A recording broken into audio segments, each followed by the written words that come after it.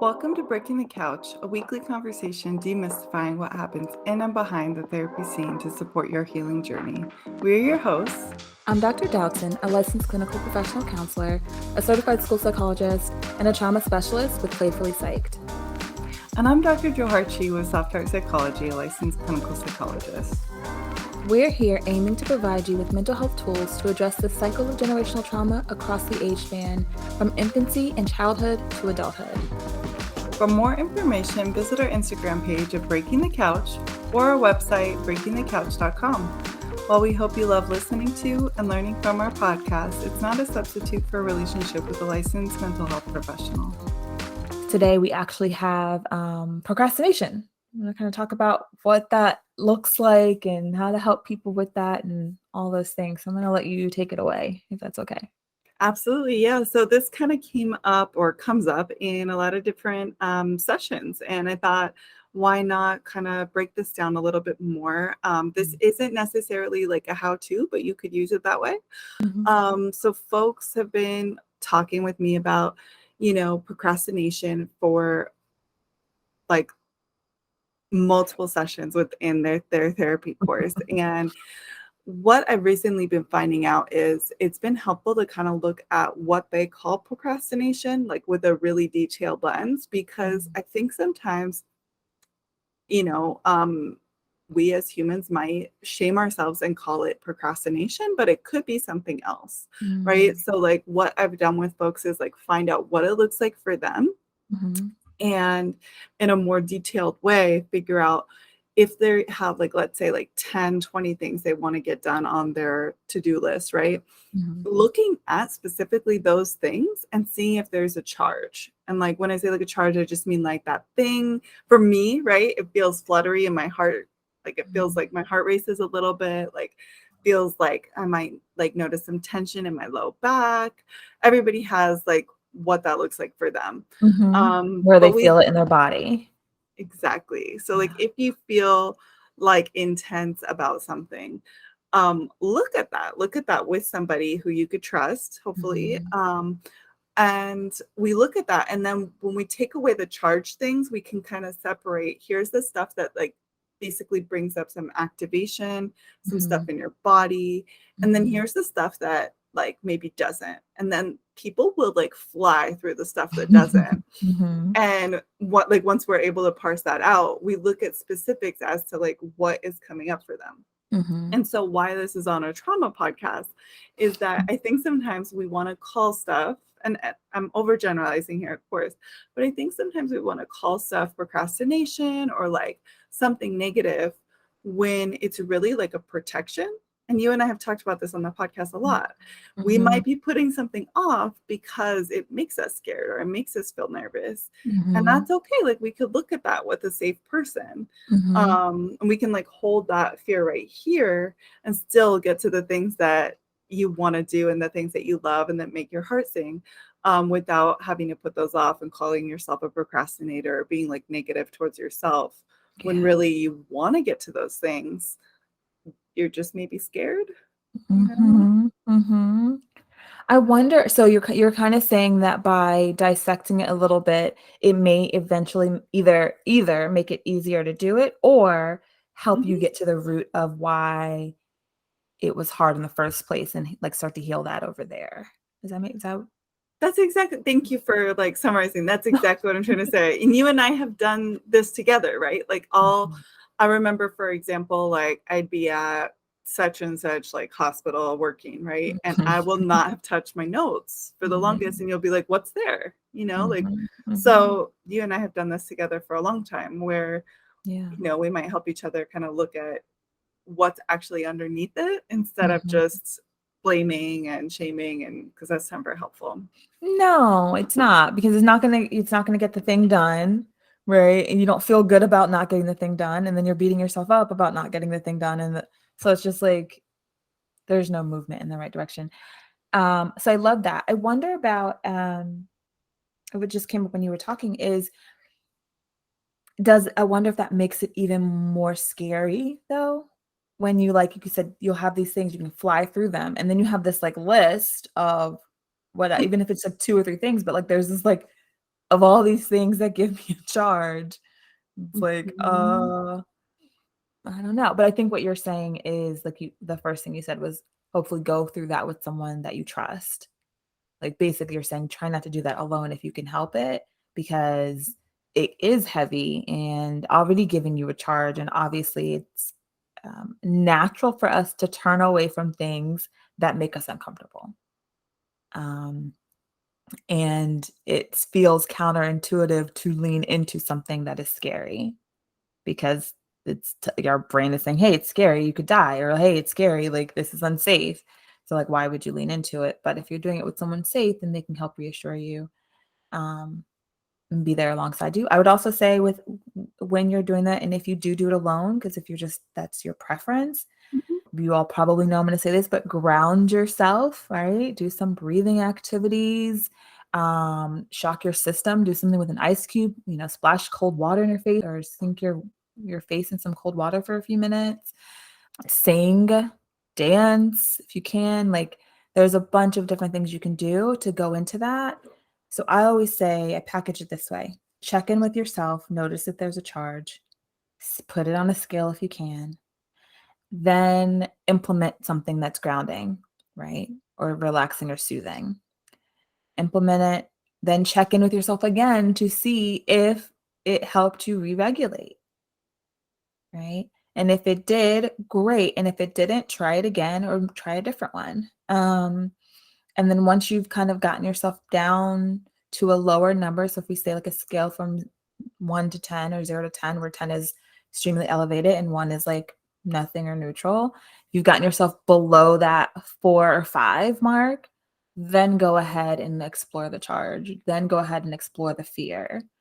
And as is escalating, you want to go ahead and go bring yourself back into grounding, because what you don't want to do is traumatize yourself or make it so scary for yourself that you completely avoid it altogether eventually, right? That you run away from it because that seems like the safest thing to do. You always want to go back in, and you want to go back in as calm as possible. And again, I think that a lot of people on their own, that's hard to learn. So if you can do that with someone, with a therapist, with a really trusted friend that you know but if you need to do it alone, that's one way that it could be helpful. Yeah, I really love that. And then Dr. Doughton, could you share with us a little bit more?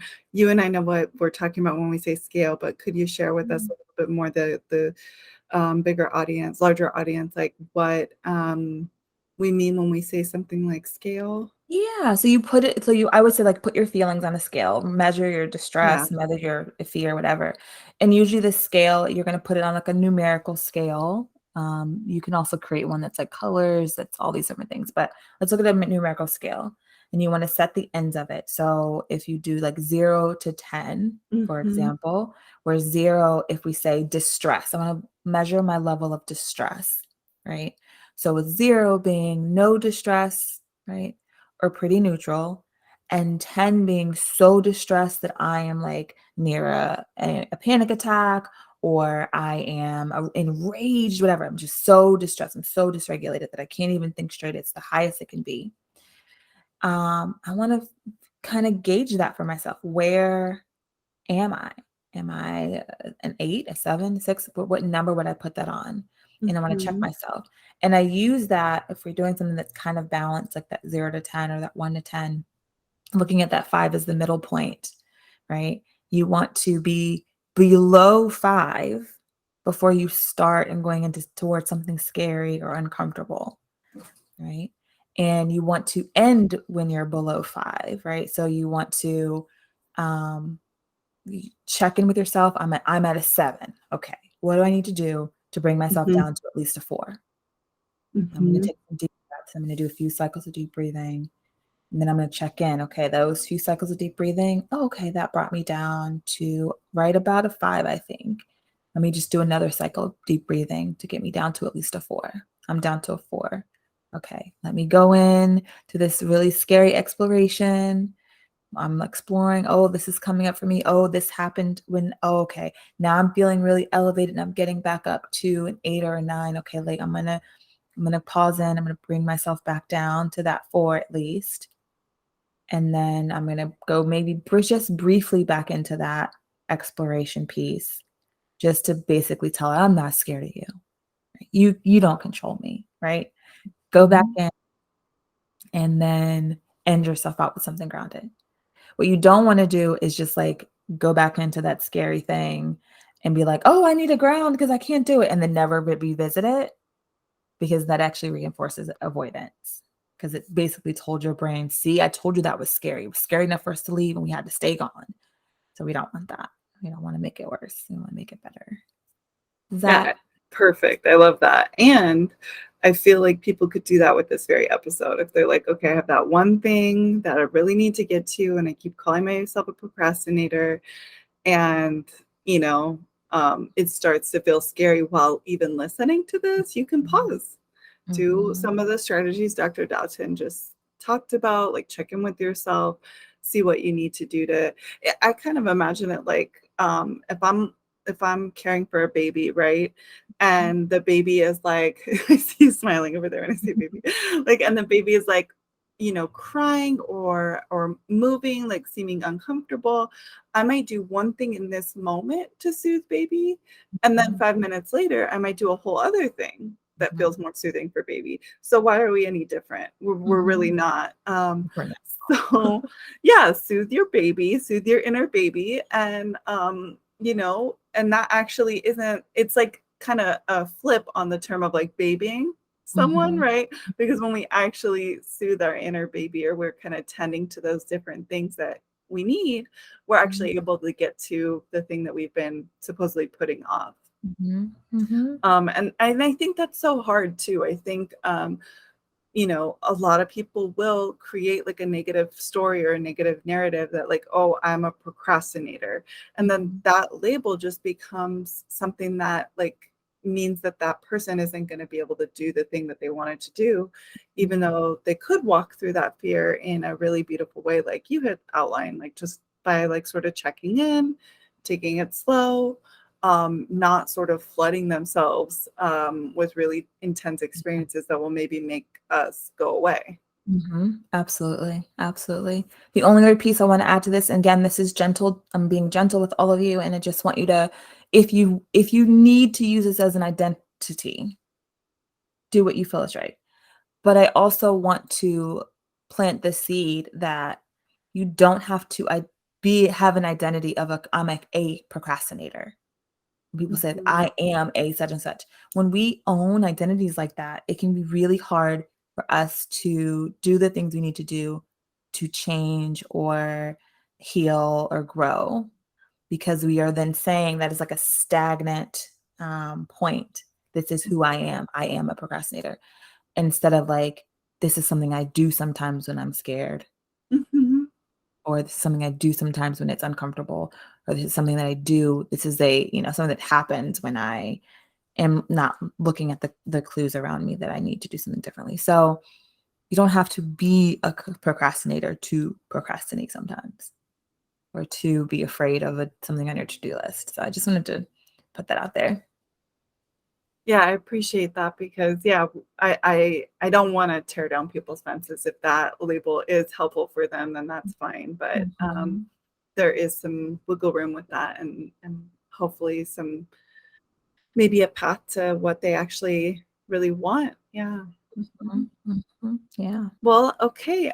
So we talked a little bit about breaking down your list, separating it into maybe things that are more simple, maybe less complex, less scary, Mhm. less of an activation, and then having the stuff that is intense for the person, and just breaking that down.